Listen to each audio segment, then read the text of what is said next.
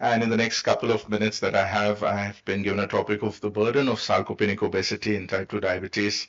And I've added the word clinical impact because a lot of us as clinicians in clinical practice, I think it is really important that we know about this and especially now with the upcoming newer medications, the highly effective anti-obesity medications in the market, I think this topic becomes very, very relevant. So how I thought is in the less time that I have to cover this, I will do this by answering three simple questions: the why, what, and how. We'll see why this topic is important.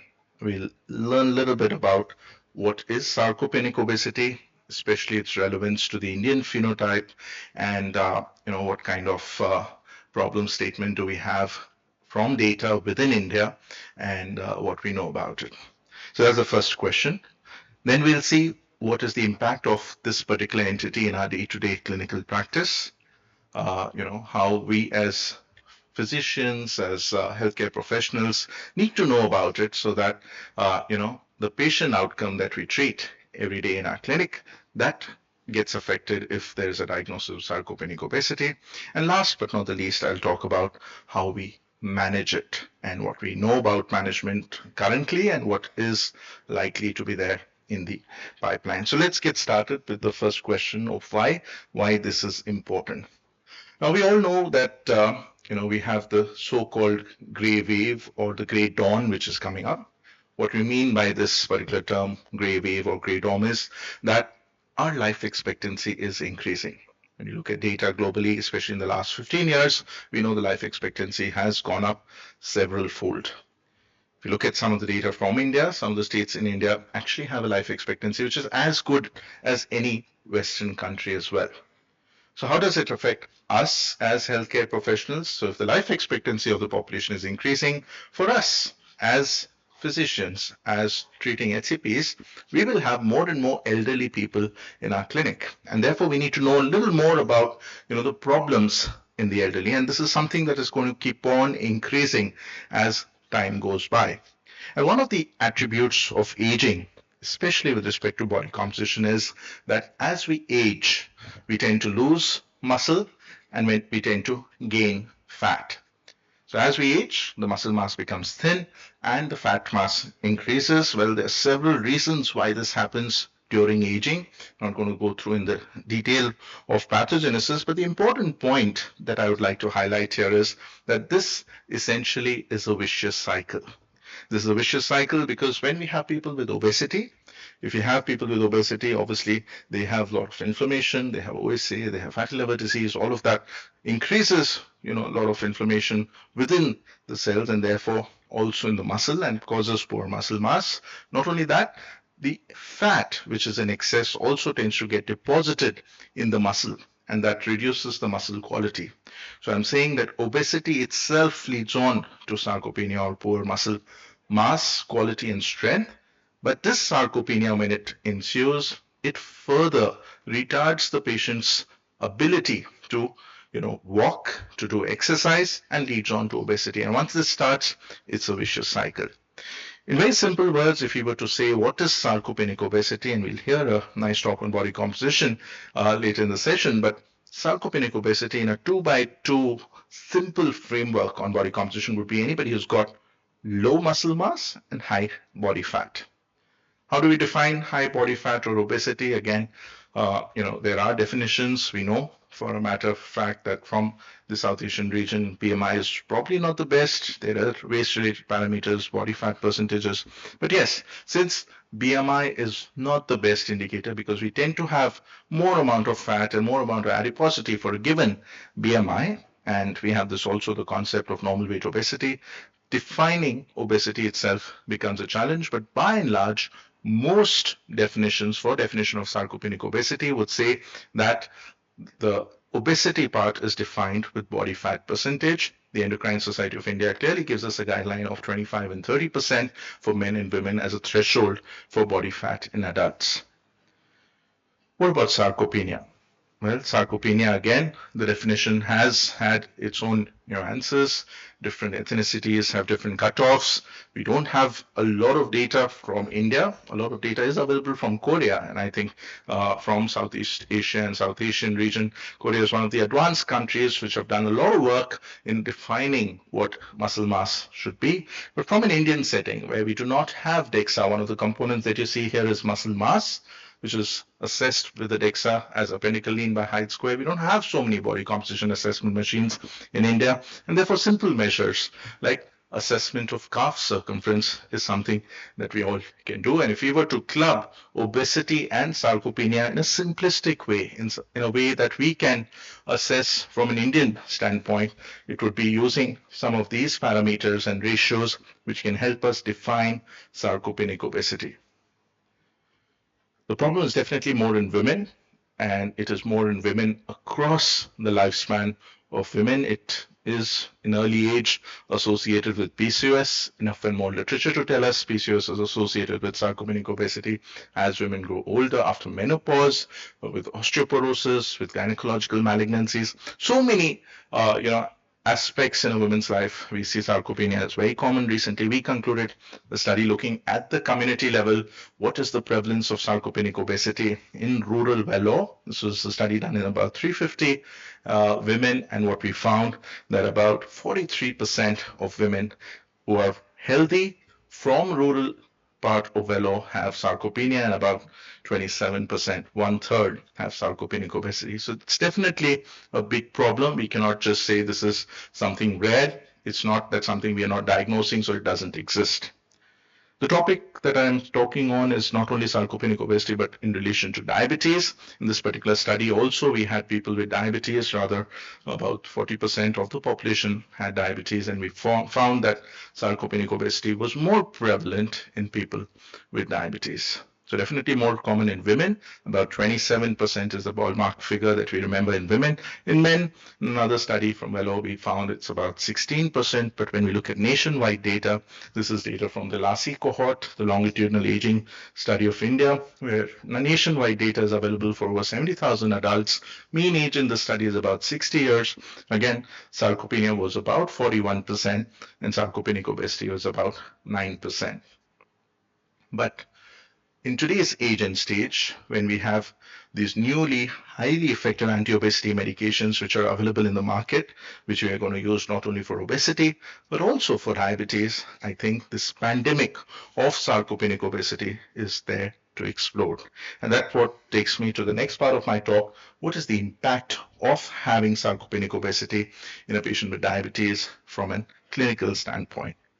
Well, when we look at literature, we know sarcopenic obesity is associated with higher frailty, more disability, more hospital admissions.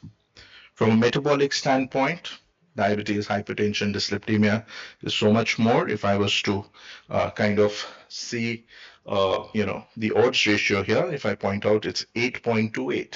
8 times higher chance of an individual to develop metabolic syndrome if they have sarcopenic obesity. We talk of knee arthritis, osteoporosis, again more common. Even depression is more common. But if there's one slide that I would really ask you to take home, definitely CVT but the one slide that I'd ask you to remember when sarcopenic obesity is important is this particular study. It's a longitudinal study done in the UK, and we're looking at mortality. And we keep talking about obesity as an important risk factor. But you see, obesity is this dark shaded area in the last graph. The mortality associated with obesity is this much. That with sarcopenia is this much. And that with sarcopenic obesity is so much more. So yes, sarcopenic obesity is not only common in the Indian setting, I said 27%, but then also this is associated with increased mortality. And now, as I said, with these newer highly effective anti-obesity medications which are available, which reduce weight, but they also reduce fat and muscle mass together. Again, just glimpsing through the data, I'll show you 2 studies, one for semaglutide, the standard step 1 trial, which showed us about 15% weight loss. Well, there was DEXA scan data available for some patients. And what we realized in that is that on an average for about 14 kgs of weight loss, 8 kgs was fat mass, but 5 kgs was muscle mass.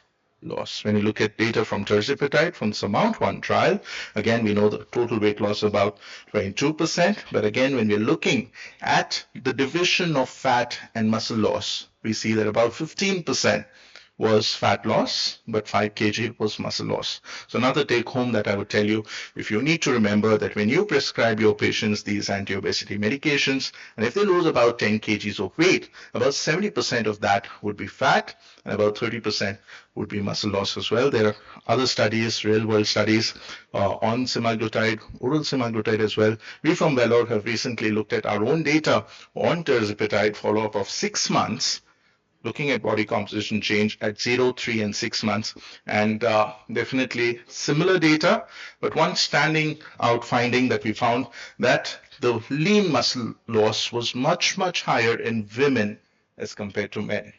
So in India, yes, we have that same maybe 30-70 ratio, but the muscle loss is much more in women than in men. So all these patients with obesity, we are starting these medicines, but you have to remember the importance of strength training, the importance of dietary, intake that we have to counsel them about, because if that's not happening, we are just creating more people with sarcopenic obesity. And this takes me to the last part of my talk. How do we manage it? Well, 3 pillars of management: diet, exercise, and medications. Let's start with exercise. When you talk about exercise, so we keep talking about resistance exercise. That's important for sarcopenia, but for sarcopenic obesity, it is a combination of aerobic and resistance. Resistance is important for muscle building, but these patients also have obesity and they need to lose their fat as well. Several resistance exercises have been described. Very recently, a paper published from AIIMS New Delhi led by Dr. Naval Vikram on how resistant bands can be used in Indian patients to improve muscle mass. Very, very effective. So there are important steps what has to be taught. Again, from literature, we know it's a regularity of exercise than just doing few days of high intensity exercise and not doing it. And again, it's a stepwise approach. You don't start with resistance on day one, you gradually step it up. Talking about hypocaloric diet, which is important, but again, along with that, there is more protein that we have to emphasize. Also, there is importance of calcium and vitamin D. Again, in people with diabetes, there's a paper we wrote a couple of years ago. It's a 20-page guideline, but then if there's one point that I'd really like to highlight here is that importance of giving good amount of protein in these individuals is very, very important.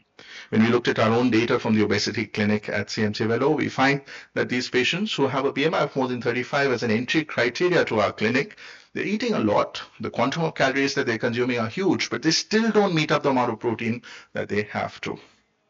Vitamin D deficiency, another big thing which is rampant in our country. Our own data shows about 70% of the population is low. The Indian Society of Bone and Mineral Research given a very clear guideline as to what should be our target levels, how much vitamin D we have to.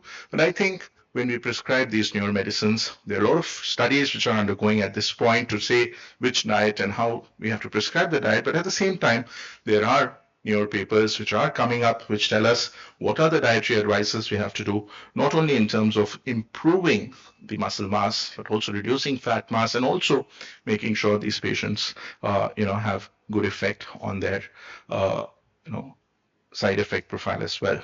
Even from the US, Dr. Jamie Almados has very clearly mentioned as to what we have to suggest to these patients to prevent sarcopenic obesity, and a very recent role, an emerging role, very good literature coming up also with respect to the importance of gut microbiota in improving sarcopenic obesity. Again, this is something very important, relevant to the Indian setting, because we do eat a lot of fermented food, be it north, south, west, or east India.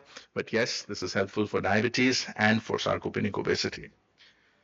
Drugs at this point, not much. There are a lot of trials. Even we at Vellore are doing a trial right now on myostatin inhibitors in people who are on these medications. But then, yes, promising results, promising initial results, but it will take time for it to come into the market. But yes, till that time, any secondary causes of sarcopenia in such a patient you should treat. And definitely the role of good diet and exercise at this point is important. Last but not the least, till we have more effective medicines, I think good prevention is something very, very important. So friends, with this, I would stop here. What I really wanted to cover in this brief time that I had What is sarcopenic obesity? We looked at the definition.